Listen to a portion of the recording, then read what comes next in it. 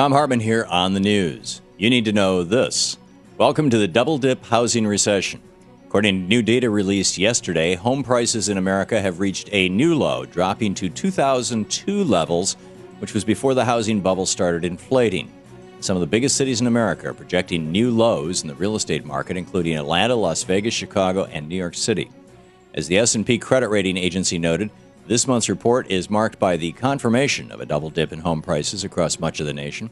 Home prices continue on their downward spiral with no relief in sight. Banksters inflating the housing bubble is what caused the financial crisis of 2008, and as long as home prices continue to falter, we'll never escape the damage. Instead of helping homeowners stay in their homes, our politicians chose to help banksters stay in their cushy jobs, and thus now millions of people are still being foreclosed on, and the banksters are raking in millions in profits. So let's not only thank the banksters and their predatory lending for the housing market failures, let's thank our bought-off politicians, too. Rome is burning. Time to drop the fiddle. Who's screwed? Minimum wage workers. The minimum wage is no longer enough to meet a person's minimum needs in Michigan, according to a new report. The organization, Wider Opportunities for Women, published the report, and it finds that a single Michigan resident needs to make more than $12 an hour just to house, clothe, and feed him or herself. The minimum wage in Michigan is well short of that, just $7.40 an hour. When you throw children into the equation, the picture is even grimmer. A mother of 2 children needs to make about $24 an hour to meet their basic needs. That's more than 3 times higher than the minimum wage, and that's working a 40-hour week. That means each and every month, someone who's trying to raise their kids on the minimum wage has to forego dinner or rent or electricity or a new pair of shoes just to get by in America, the richest nation on the planet. I guess Republicans will argue they just need to get a credit card. Looks like the war Ronald Reagan started against the working class 30 years ago, tragically, is a resounding success today. In the best of the rest of the news, are our cell phones killing us? According to the World Health Organization, the answer may just be yes.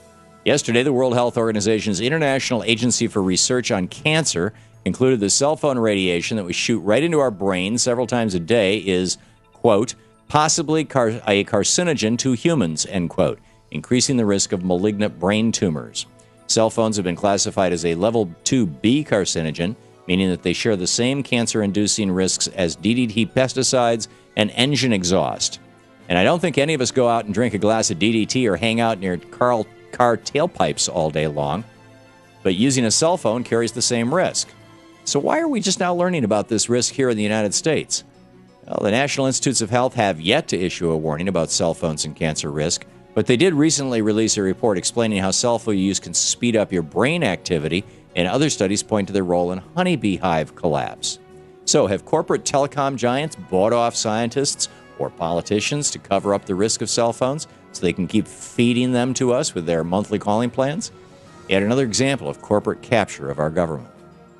Not only are millionaires and billionaires in America contributing to the massive wealth inequality within our borders, they're also out there playing their part in the wealth inequality around the planet. According to a new study by the Boston Consulting Group, around 1% of the world's population controls 40% of the world's wealth. And the U.S. holds the lion's share of that wealth with over 5,000 multimillionaires. And thanks to the global meltdown in 2008 and the subsequent bailouts around the world followed by austerity measures of the working class, the rich are getting richer, increasing their wealth share by 2% since last year. This is a result of Thomas Friedman's so-called free trade policy and ideology that swept the planet in recent decades, turning the third world into slave shops for transnational corporations. CEOs get richer and richer, workers get poorer and poorer. Rather than figuring out how to wind down our foreign wars, the Pentagon is coming up with new ways to get into war. Yesterday, the Pentagon said that if the U.S. was hit by a cyber attack, then all options would be on the table for retaliation. One military official was quoted as saying, if you shut down our power grid, maybe we'll put a missile down one of your smokestacks. However, our nation's approach to cyberspace dominance doesn't jive with reality.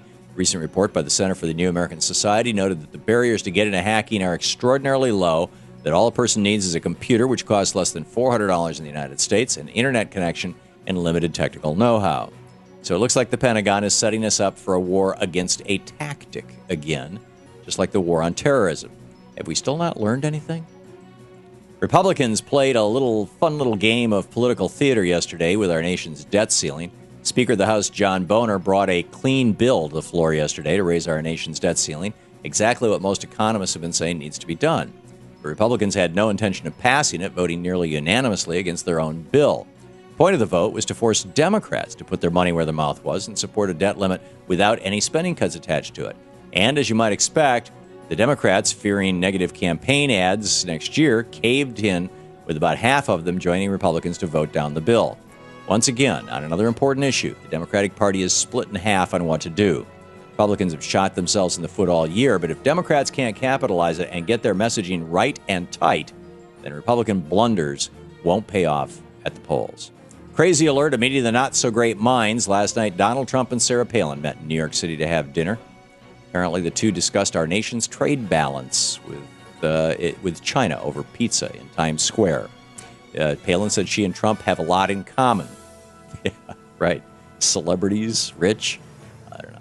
That's the way it is today, Wednesday, June 1st, 2011. I'm Thom Hartmann on the news.